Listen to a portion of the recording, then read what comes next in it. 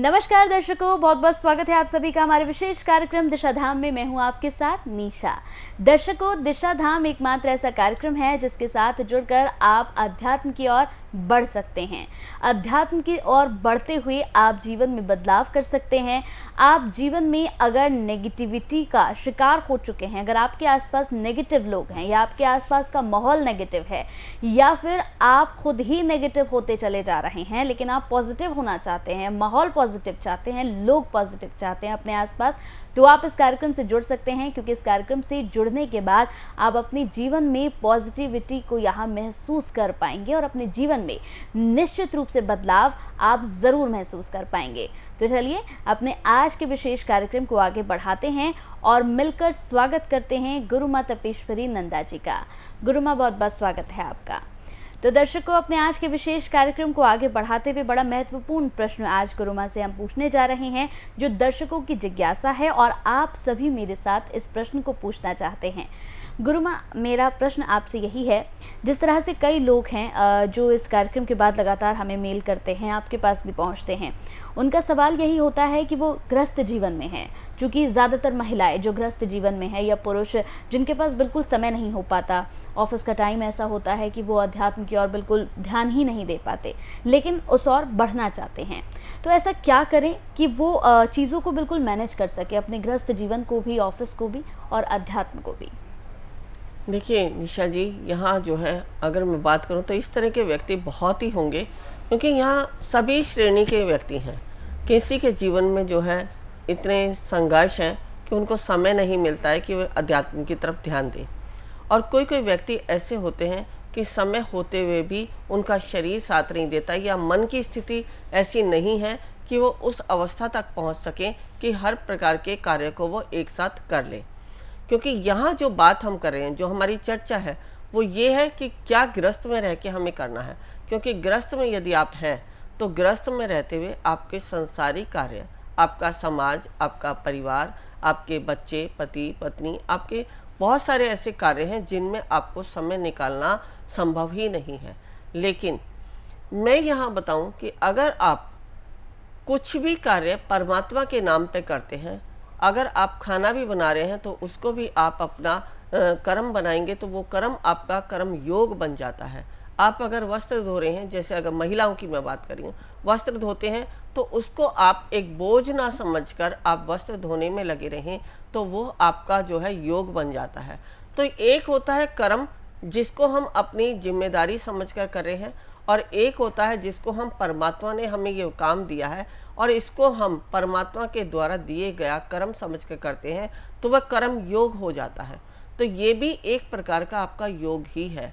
आप अपने घर में किसी बड़े बुजुर्ग की सेवा कर रहे हैं, उस सेवा को अगर आप बोझ समझ के करते हैं, एक एहसान समझ कर कर रहे हैं कि मुझे करना है, या ज़बरदस्ती करते हैं, तो वो आपका कर्म होता है। लेकिन अगर उसी को आप अपना कर्तव्य समझ के कि हम आए हैं, हमारा परिवार है, हमारे बड़े हैं, हमारे बुजुर्ग हैं, इनकी सेवा करना हमारा फर्ज है, हमारा धर्म है, तो ये आपका एक योग हो जाता है। तो इन सब योगों के द्वारा भी आप अपने जीवन में सफल हो सकते हैं।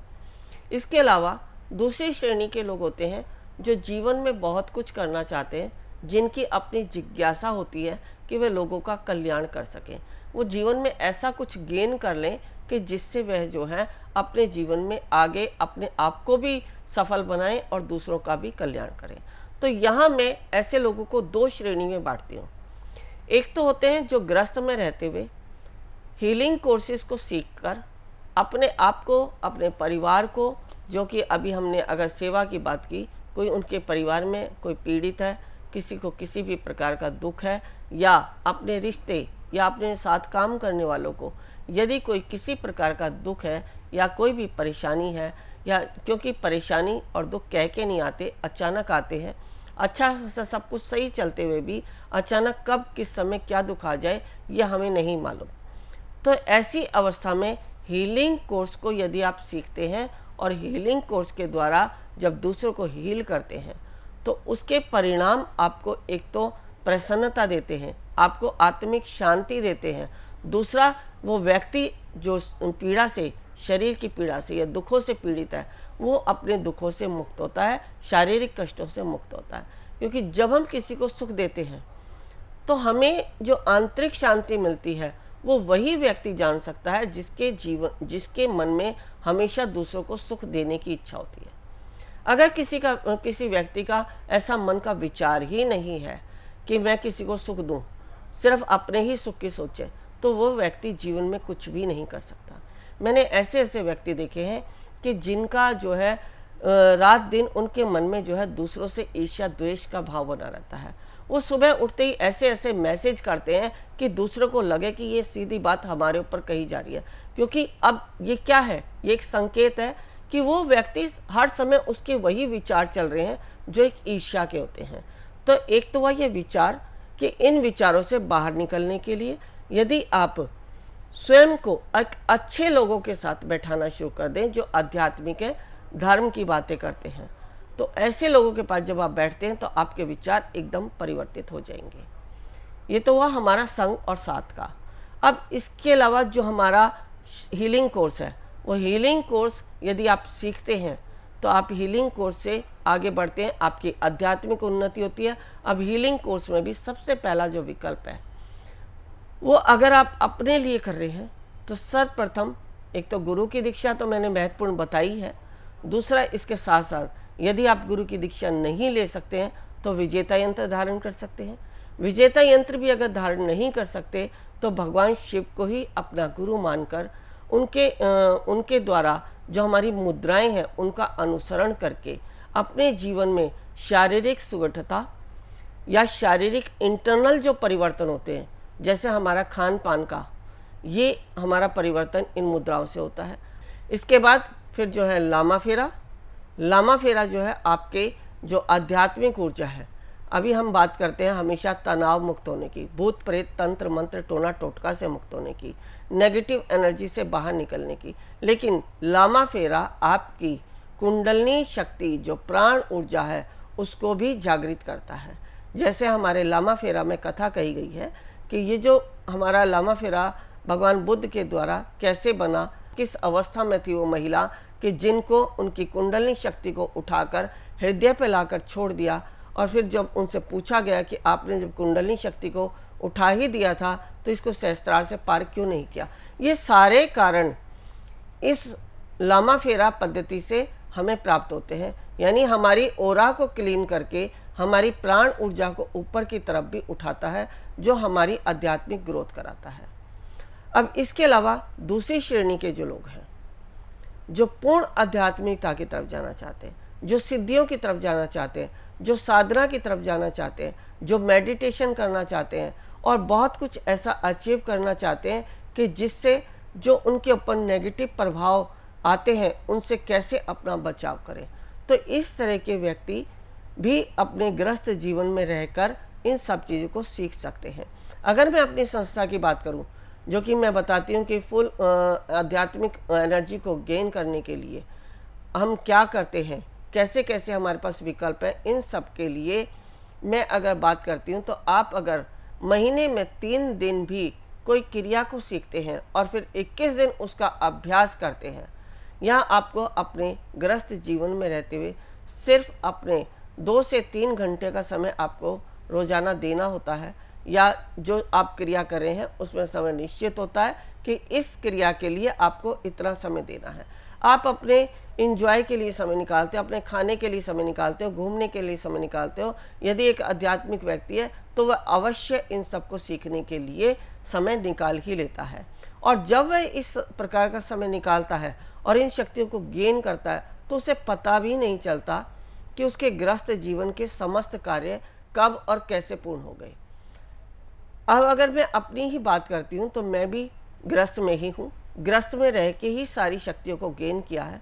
हिमाचल में जाके मैंने समस्त सिद्धियों की प्राप्ति की है, जल में बैठ के मैंने समस्त सिद्धियों की प्राप्ति की है। पर हाँ, एक बात मैं यहाँ जरूर कहूँगी कि जो भी कुछ मैंने किया इसमें मेरे परिवार का सहयोग था। यदि वह सहयोग नहीं करते तो शायद मैं अपने लिए समय नहीं निकाल पाती। तो जो भी कोई इस अध्यात्म में जाना चाहते हैं, पहले अपने परिवार में वो सामंजस्य बनाएं, ताकि वो आपको उतना समय दे सकें, या आप भी उस तरह की व्यवस्था बना लें कि आपके परिवार को आपकी कमी जो है महसूस ना हो। आप उन्हें भी समय दें और अध्यात्म को भी समय दें, तो अवश्य उस ऊंचाई तक पहुंच जाएंगे जो आप पाना चाहते हैं जीवन में। अब मैं सिद्धियों की बात करती हूँ। तो सिद्धियाँ जो हैं, पहला जो मैंने प्रोसेस बताया मुद्रा विज्ञान। मुद्रा के बाद आप समाधि की अवस्था में जाते हैं। समाधि की अवस्था आपको कुंडलनी जागरण तक की अवस्था में लेके जाती है। कुंडलनी जागरण में आपकी ईड़ा, पिंगला, सुषुम्ना तीनों नाड़ियाँ जागृत होती हैं। जो हमारी ईड़ा पिंगला नाड़ी जब जागृत हो जाती है, खुल जाती है, तो हमारी सुषुम्ना नाड़ी जो ब्रह्म नाड़ी है वो हमारी डिवाइन से कनेक्ट हो जाती है। और डिवाइन में जितनी भी सूक्ष्म शक्तियाँ हैं वे सब हमें प्राप्त होती रहती हैं। उन सब के संकेत हमें मिलते हैं, और जैसे जैसे हमें संकेत मिलते हैं हम उसी तरफ अपने किसी गुरु के मार्गदर्शन में उन शक्तियों को प्राप्त करते रहते हैं। तो ये जो ईड़ा और पिंगला नाड़ियाँ हैं, ये हमारी एक सात्विक नाड़ी है और एक कापलिक नाड़ी है। कुछ व्यक्ति जो मैंने बताया कि तंत्र मंत्र से सुरक्षा के लिए कुछ सीखना चाहते हैं, तो उनके लिए कापलिक नाड़ी काम करती है, जो कि शिव के मार्ग पर जाती है। और जो हमारी दूसरी नाड़ी है, जो हमारी सात्विक नाड़ी है, ये उन व्यक्तियों के लिए है जो किसी के सदैव कोई उनके साथ बुरा भी करे तो भी उनके कल्याण के लिए सोचती है। तो इस प्रकार हम अपनी शरीर में ही विद्यमान समस्त शक्तियों को जागृत करके आध्यात्म के मार्ग पर चल सकते हैं। और ये जरूरी नहीं है कि इसके लिए आपको वनवास लेना पड़े। वनवास वो व्यक्ति लेता है जो अपने कर्मों को बोझ समझता है और उन कर्मों को करना नहीं चाहता। जो इस जीवन के कर्मों से दुखी हो गया है, वही सोचता है कि बस अब तो संन्यास ले लूं। क्या उसको इस संन्यास में शांति मिलेगी? बिल्कुल नहीं, क्योंकि उसका मन फिर भी अपने परिवार में ही रहता है। तो हम अगर हम गृहस्थ में रह के करते हैं, और गृहस्थ में बहुत सारे जीवन में संघर्ष होते हैं, बहुत सारे कार्य होते हैं, उन सबको करते हुए भी यदि हम परमात्मा का नाम लेते हैं तो परमात्मा प्रसन्न होता है कि जीवन में जो हमने जिस कार्य के लिए इसे भेजा है उन कार्य को पूरा करते करते भी मेरा सुमिरन करता है, तो उस पर जो है परमात्मा अत्यधिक प्रसन्न होते हैं और उनको समस्त दैवी शक्तियाँ प्रदान करते हैं। और जो व्यक्ति संन्यास लेता है तो उसके कर्म बंधन बने ही रहते हैं। वो सिर्फ परमात्मा के मार्ग पर तो चल सकता है, लेकिन जो कर्म हमने किए, जैसे हम 9 ग्रह की आस्पेक्ट बताते हैं, हमें विवाह भी करना है, ये हमारा कर्म है। हमें जीवन यापन करना है, अर्निंग सोर्स बनाने हैं, अपने परिवार का पालन पोषण करना है, बड़े बूढ़ों की सेवा करनी है, समाज की सेवा करनी है। ये सब हम कर्म करने के लिए ही मनुष्य रूप में आए हैं। अगर हम इन सब को नहीं करते तो हमारा ये कर्म अधूरा रह जाता है, फिर भी हमें मुक्ति नहीं मिलती और हम सन्यासी होने के उपरांत भी फिर से जीवन में दोबारा आना पड़ता है और किसी न किसी योनि में, किसी न किसी रूप में हमें जन्म लेना ही पड़ता है। तो अगर हम मुक्त होना चाहते हैं तो इस ग्रस्त जीवन में रहते हुए ही अपनी आवश्यकता के अनुसार आध्यात्मिक मार्ग को चुनें और उसका अनुसरण करते हुए आगे बढ़ते चले जाएं। अगर हमें कल्याण करना तो हम हीलिंग कोर्स से भी कर सकते हैं। हम आध्यात्मिक मार्ग पर चल के अपनी ऊर्जा को, अपने विचारों को सात्विक बना सकते हैं। जैसे हमने विचार बताया नेगेटिव और पॉजिटिव। जो हमारे पॉजिटिव विचार हैं वो हमारे आध्यात्मिकता से मिलते हैं। अब मार्ग जो है कैसे चलना है वो सबका अलग अलग है। किसी को भजन कीर्तन में मजा आता है तो किसी को शास्त्र पढ़ने में, तो किसी को जो है यज्ञ करने में मजा आता है, किसी को मेडिटेशन करने में आनंद की प्राप्ति होती है। सबका मार्ग अलग अलग है। कोई किसी मार्ग से अपने लक्ष्य को प्राप्त करता है तो कोई किसी मार्ग से, लेकिन अपने मार्ग को जानकर उसके अनुसार गुरु का चयन करके, गुरु से मार्गदर्शन लेके यदि आप आगे बढ़ते हैं तो आप गृहस्थ में रहकर भी अपने समस्त आध्यात्मिक शक्तियों से अपना और अपने परिवार का, अपने समस्त जो आपके साथ काम करने वाले हैं या जो भी कोई आपके संपर्क में आता है उन सभी का कल्याण कर सकते हैं। यहाँ तक कि ये तो हुई इस संसार के कल्याण की बात। आप इस लोक में तो कल्याण करते ही हैं, पारलौकिक जो आपका इस लोक से परे है वहाँ पर भी आपका स्वयं का उद्धार होता है। आपके अनेक जन्म सफल होते हैं। आपके कुल में जो जन्म लेता है वह भी सफल हो जाता है। अनेक आपके माता पिता सफल हो जाते हैं। और मैं यहाँ तक कहती हूँ कि सारी धरती माता भी जो है धन्य हो जाती है, क्योंकि अगर हमारी धरती माता पे ऐसे ऐसे आध्यात्मिक व्यक्ति होंगे तो सारी धरती पवित्र और पावन हो जाएगी, सबके विचार पॉजिटिव हो जाएंगे, सब एक दूसरे का सहयोग करेंगे, तो ये कलयुग समाप्त होकर फिर से हमें लगेगा कि हम सतयुग में हैं। स्वर्ग हमें यहीं दिखता है। कोई कहते हैं कि स्वर्ग क्या है, तो स्वर्ग इसी जीवन में देख सकते हैं हम। और वो कैसे? आध्यात्मिकता के मार्ग पर चल के। अब वो मार्ग का चयन करना आपके ऊपर है, या आपके अपनी जिज्ञासा क्या है उसके अनुसार आप गुरु का चयन करते हैं, गुरु के मार्ग पर जाते हैं। सबसे पहले अगर आप चयन भी कर लिया तो आपके अंदर समर्पण भाव होना चाहिए, आपके अंदर श्रद्धा और विश्वास होना चाहिए। यदि श्रद्धा और विश्वास है तो आप कुछ भी कार्य संभव कर सकते हैं। जरूरी नहीं है कि उसके लिए आप कोई पूजा पाठ करें या कोई नियम करें। आप चलते फिरते, उठते बैठते, सोते जागते, कभी भी कहीं भी किसी भी अवस्था में जो आपको गुरु ने मार्ग दिया है उसका अनुसरण करके कर सकते हैं। अभी जैसे अगर मैं मुद्राओं की बात करती हूँ तो बहुत सारे व्यक्ति पूछते हैं क्या हमें इसमें कितना समय देना होगा, कोई स्थान लेना है या किस समय करना है। तो इसमें आपको कोई भी किसी भी प्रकार की समय की या नियम की आवश्यकता नहीं है। आपको रात्रि में नींद नहीं आ रही है, आप उठ के बैठ जाओ, अपने समय का सदुपयोग करो। अगर आप बिस्तर पर लेटे रहते तो आपके अंदर विचार चलते हैं, आप परेशान हो जाते हो, आपको घबराहट होती है, आपको बेचैनी होती है। तो ऐसी अवस्था में आप उठ जाओ और जो आपको, या तो आपको जो गुरु ने मंत्र दिया उसका मंत्र जप करने लग जाओ, या फिर इन मुद्राओं को भी अगर आप करते हैं तो आप उस समय का सदुपयोग भी कर रहे हैं, और जो समय आप उस परमात्मा के लिए दे रहे हैं वही समय आपको उस ऊर्जा से ऊर्जान्वित करता है कि आपको आगे भविष्य में इस प्रकार की समस्या ही नहीं आएगी जो आपको रात को जो है बेचैनी लगे या नींद ना आए। आपका रोज का रूटीन अच्छा होता चला जाएगा। कुछ समय यदि आप ऐसा करेंगे तो आप स्वयं से जीत जाएंगे। इसको कहते हैं हठ योग। जब हम किसी कारणवश परेशान होते हैं, परेशान होते हुए भी हम कुछ किसी अवस्था को करते हैं तो इसको हठ योग कहते हैं। हम हठ योग के द्वारा कुछ भी संभव कर सकते हैं, और ये हठ योग हम परिवार में रहते हुए भी कर सकते हैं।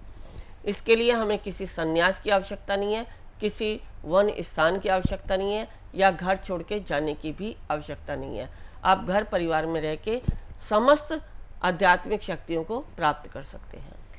तो बिल्कुल आप ग्रस्त जीवन में रहते हुए किस तरह से अध्यात्म में आगे बढ़ सकते हैं ये यहाँ पर गुरु माँ ने बताया है। अगर आप इस पर कोई और जानकारी भी प्राप्त करना चाहते हैं तो टीवी स्क्रीन पर हम लगातार नंबर्स फ्लैश कर रहे हैं दर्शकों, आप इन नंबर्स पर कॉल करके कोई भी जानकारी हासिल कर सकते हैं। चलिए वक्त हो चला है आपसे विदा लेने का। एक बार फिर से मैं आपको कह रही हूँ, अगर जीवन में आप बदलाव चाहते हैं तो निश्चित रूप से आप इस कार्यक्रम से जुड़िए। इस कार्यक्रम को आप यूट्यूब पर भी देख सकते हैं। चलिए वक्त की कमी है लेकिन फिर भी पूरा प्रयास यही रहता है कि गुरु माँ के माध्यम से आप तक तमाम जानकारी की और ज्ञान की बातें हम पहुँचा सके।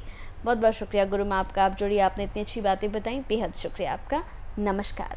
ऋषिकेश में जो हम शिविर कराने जा रहे हैं, हमारा उद्देश्य कुंडलिनी जागरण। कुंडलिनी जागरण के लिए आवश्यक है ओम को सिद्ध करना, नागपाश खोलना, विचारों से शून्य होना, समर्पण भाव आना, शरीर में बैठने की क्षमता होना, तभी आप प्राप्त कर सकते हैं कुंडलिनी शक्ति को। यदि आप भी चाहते हैं कुंडलिनी शक्ति को पाना तो अवश्य आए हमारे इस शिविर में।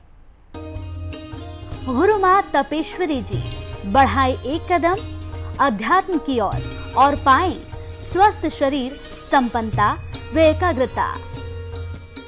गुरु माँ के द्वारा 108 प्रकार की दीक्षाएं प्रदान की जाती हैं जिन्हें लेकर आप अपने जीवन को सुखों से भर सकते हैं। आप गुरु माँ से ध्यान व उपचार पद्धतियाँ सीख सकते हैं, जैसे मुद्रा विज्ञान, साधना से सिद्धियों की ओर, तत्व ज्ञान, लामा फेरा, तनाव, डिप्रेशन, पागलपन, नजर दोष, टोने टोटके में अत्यंत प्रभावी, योग माया, रोगी को रोग मुक्त करना, हुंकार विद हलीम बौद्धिक, विकास एवं लक्ष्य प्राप्ति हेतु, टिंटी सर्कल एकाग्रता बढ़ाने के लिए। हमारा पता है Disha Dham near Adarsh Nagar metro station, gate number 2, Delhi 110033। Phone number 8287676694 9643297059।